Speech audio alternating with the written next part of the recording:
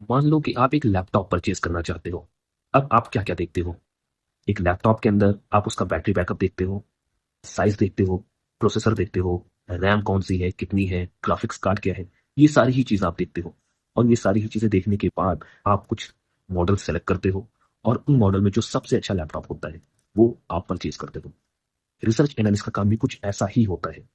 तो research analyst दो काम करता है, रिसर्च और एनालिसिस। रिसर्च वो ऐसे करता है कि वो डिफरेंट डिफरेंट सोर्सेज से इंफॉर्मेशन को कलेक्ट करता है, और एनालिसिस ऐसे करता है कि वो इन कलेक्टेड इंफॉर्मेशन को इंटरप्रेट करता है मीनिंगफुल इंफॉर्मेशन में, ताकि इन्वेस्टर उससे एक मीनिंगफुल इंफॉर्मेशन ले सके और अपना डिसीजन ले सके कि उसको किस स्टॉक में इन्वेस्ट करना है और क्यों। अब रिसर्च एनालिस्ट तीन तरीके के हो सकते हैं: sell side analyst, buy side analyst और independent analyst. Sell side analyst यानी कि वो एनालिस्ट जिनकी रिसर्च रिपोर्ट पब्लिकली डोमेन में अवेलेबल होती है। आपने गूगल किया Reliance Industries research report, enter किया, आपको बहुत ढेर सारी रिसर्च रिपोर्ट मिल जाएंगी। ये research report normally cell side analyst की होती है। इसके बाद होते हैं बाय साइड एनालिस्ट।